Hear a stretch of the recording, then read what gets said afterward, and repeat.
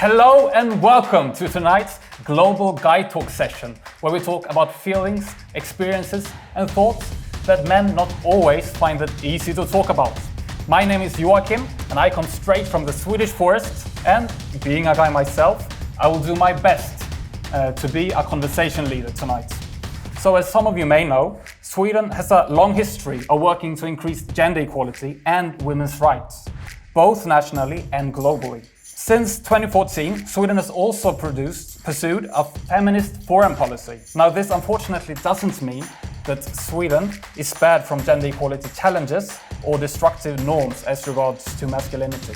In the wake of a public discussion about abuse in 2016, the Swedish organization Make Equal launched an initiative where men got together to talk about their feelings, friendship, relationships, sex, their roles, and responsibilities as men.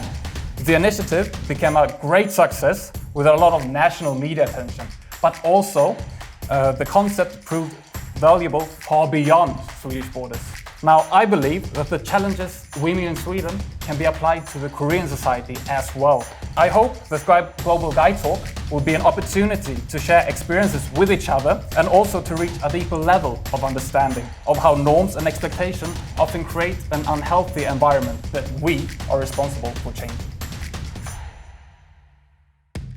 So let's talk tonight, not only for ourselves, but also to inspire other men to talk about their feelings. And to do that, with me tonight, I have these four wonderful gentlemen.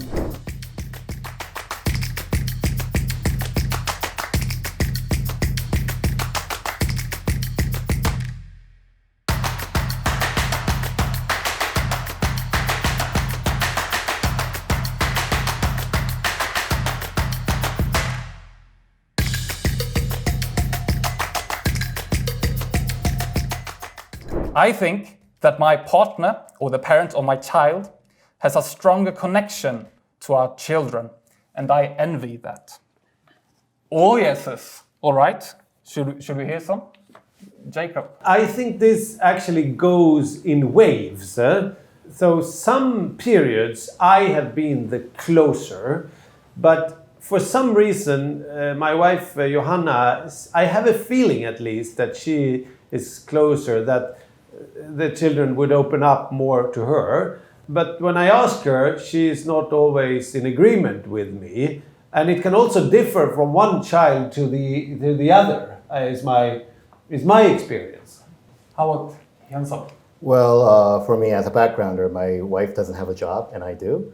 So my wife spends about 5 times more time with our children. So they're not of age that can understand why daddy has to go to work. Oh. So I think for that reason, my wife enjoys a closer connection to our children. And you feel envious because of that, do you? Well, sometimes and sometimes not. Why not? Because they won't bother me at night when they're sad. All right. They look for their mother. How about HD? Yes, I guess it's primarily due to the fact that I work quite intensively, so I always get off work really late at night, and that kind of make my children to spend more time with my wife, and especially she teaches at an elementary school here in Korea, so her working hour is very in a way flexible, and she takes all the vacations when the kids are actually off from the school. So I think it all depends on the amount of the time that I'm spending with my kids is way less than the way my wife is spending with my kids. So I think that's part of the reason. And that I wish I have some more time, but then it's just always a matter of prioritizing. So that sometimes frustrates me as well. But at the same time, I have to work. I have to make money. I guess I accept it as my role and. Just to be in that way these days. It's a battle. Yeah, exactly. I would say maybe a little more. It's easier for my wife to have a close emotional connection with my kids, but not in every detail or in every case, but a little bit more. I feel that, and I hope she can be humble and brave too, to answer yes to that too in some matters, where I feel that I maybe have a closer relationship with our two daughters, because that happens too. Yeah, all right. Well, interesting. All it's the same yeses, but for different reasons, I think. Yeah. Let's go on with the next question. So, being a parent turned out to be just like I imagined. Yeah, all right. Where to start? Jacob? Me again, yeah. No, I was terrified about having children. I tried to delay it as long as possible, but it's a lot of work in the beginning, but it's fantastic. These relations are, I wouldn't exchange them for anything in the world. It's impossible to imagine that, suddenly there would be new individuals in your family or in your house. So I expected probably everything based on that. Of course, I could have read about it or imagined it, but I didn't think it would be this group of 4. But it is. All right. Interesting. How about you, Jansson? So before we had children, we enjoyed a very long honeymoon. I got married in 2010 and had my first child in 2017, so it was 7 full years. And then before, when we were having discussions of having a child, people around us told me and my wife that when you have a child, your identity as a person, a man and a woman, will be no more, and you will be your child's father and your child's mother. You'll much be less Hyun-Suk Shim, and then you'll be Chaewon's father. And it's very different hearing these things and then really going into it. So having to balance those two things, family and work, in your early 30s, mid 30s, is coming as a challenge to me right now. Oh, all right. But do you think losing yourself as an individual, is that a Korean thing, a cultural thing, do you think? I can't really compare myself to parents from other nations, but when you have children, you have to be dedicated to them. And it means you can't have your own time when you feel like it. You can't have your own time after you've put your children to bed. So, yeah, that's what I meant by that. All right. So early bedtime. Yeah. How about you, HD? There's always some sort of expectation that I had for, I had my first child, that, I really wanted to be a great dad who always, thinking about my child and, spend the most of my time with my kids. But then after, I had my, children now I'm just thinking that there's always never enough, love.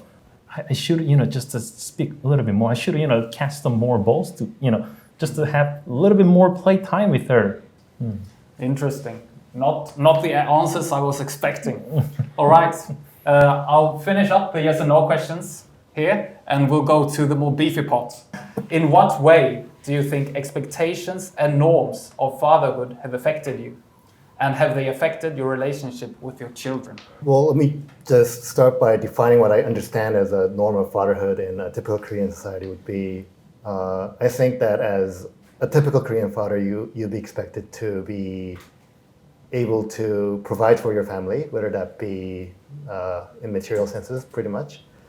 So in order to do that, you need to have a job, and being in a job brings you apart from your family. And I see my wife telling me the new things that the daughter has done, like she rolled over, she crawled for the first time. I wasn't at home to see that, and I was lucky to see that in a video if my wife had to record them. How do you feel about that? Well, no, I actually haven't thought about it that much. It's kind of natural since I've been working for the past 10 years or so. And my child is also used to dad not being at home during the day. And she loves it when on blue days and red days, Saturdays and Sundays. And she knows that daddy will be there during daytime. The typical norms, of course, just like the Hyun-Suk just mentioned, that the father's always being in a spot where they need to provide enough material or some kind of contribution, make sure that they have enough food, they have enough money for them to actually do whatever they need to do, they want to do. But then I think the important thing is, I think that's just the minimum requirement, I guess. But then I guess the important thing is what should I do on top of the typical norms which the society has already set it up here in. So there's always, the balance that we have to, juggle around, where of course we only have two hands. If I just drop one and pick on another one, money, then you probably have to lose something which you're already holding on your hand. Might be the valuable time with your family. If you cannot carry children, how do you feel about not being able to be the pregnant parent? Have you ever thought about that? Well, I guess to me, I've never really thought about it. It's pretty much like the fact that my wife will have to be pregnant in order to have our baby. I feel a sense of obligation to somehow compensate for this inconvenience, especially during the pregnancy and especially during the time of recovery. And the child is young, they need the utmost care, but the mother who has just given birth needs all the care to herself too. I remember how being kind of present, obviously during the delivery, that whole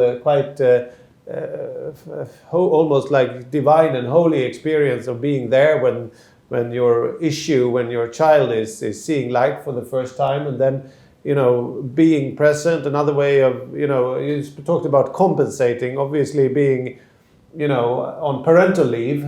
So, I did I think it's maybe not so common in Korea yet, but I did 7 months with each of my 3 children. But there is ways of getting that intimacy, because what I remember I was really jealous about is that as a result of the pregnancy, there is an automatic intimacy, which is a little bit, there is like a bubble where you have to kind of work hard to get in. And that the only way of getting in is really being there, being present, taking over. No, I thought it was interesting, and I didn't realize this was such a big question. And I thought, why is this not such a big question to me? But I think our firstborn, we had a C-section, and I got our daughter first. And then I had to take care of her for like 2 hours. And when I think back, because my wife was asleep, so I took care of her the first 2 hours, and then when she woke up, we went and met her. And I thought it was kind of cool then, because I was really hyped up being a dad, and this boundary, I think I kind of broke through because of that. Then I already had that experience. So maybe that had changed my envy for, having this first closeness, because I really had to deal with that in the beginning. I think through pregnancy, through all those ultrasound sessions, the delivery and the breastfeeding period, whether you choose to do it or not, it forms a biological link between the mother and child that no father can naturally get through. They have to work at it. So when my elder daughter was about 2 years old, I took the 1-year papa leave. And I think that time was very important for me in getting close to my elder daughter. And I hope to get a similar chance with the second daughter, but I'll have to see how things will unfold.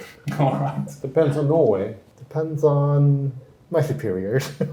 I hope your superiors will be nice to you. They're older married males. So no, is it? But that is actually a very important question, I think, because I think that managers in workplaces have an extremely important responsibility in that question, because essentially they are denying you the right to get a close relation with your child by not allowing papa leave. I think that's quite serious, actually. But it's about norms, I know that, and it's about expectations and culture. It used to be much more difficult to do that in Sweden like 30 years ago, but it's changing. It has changed. So I think that's possible in Korea as well. I think Korea is changing at the very moment as well. I've seen the change in my few years here as well. So I hope so. It's really the culture thing and also the financial incentive thing. yeah. So in Korea, when you do the papa leave, your salary falls to less than half of what you were getting. So it's financially difficult.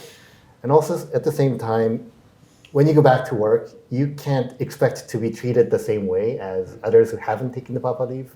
I just must add, because I think it's so tremendously important what we are talking about. I think that I mean, the question you, Junzok, mentioned about that you get the half of the pay. And the other thing is that I am convinced that even if you lose a year or two when you are in the 30s, what you gain by being with your children is not only a closer relation and more understanding of your children, but also of your wife's situation. And then you become actually a fuller and more mature person. And that actually, I think, pays off also later in your career, because you become a nicer colleague and maybe a better manager and leader. So you might actually overtake your colleagues by being a more suitable colleague and leader later on through those very experiences. So do you ever feel that you have lost yourself somewhere along the way of becoming a father? Yes, absolutely not. I mean, this has this has created so many new social opportunities, and I am convinced that that being a parent also, it makes you a bit less egoistic. Yeah? So you didn't find any difficulty at all to maintain? But I remember in the first year, as I found it difficult with my independence, that I felt that I had lost an independence. And that's why, at least, we were struggling. I was thinking about you, or you before, when you mentioned that you were, you couldn't, it was like 24/7 work. I think it's important to, just tell your, the grandparents, your parents, okay, take care of the kids a weekend. We need a weekend out, my wife and I. Right. How about you, HD? Well, I guess it's just a matter of, whether you're a father or not, or father or mother either. I think the amount of the stresses that you get from the work is probably equal. And I guess we all, wanted to, find some sort of place where we can actually relieve ourselves.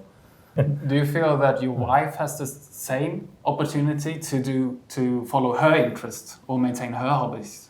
Probably not, because my wife will definitely disagree with me, all the things that I just said. Because in her point of view, she thinks that, hey, HD, you're just doing everything what you ever wanted. But then you're just doing whatever you want to do at work. I mean, you can just, study and you can just go anywhere. Do you feel that you give her opportunities to maintain her hobbies? Never really thought about that. No? That's a good question. Think about it. Yeah. How about you, Simon?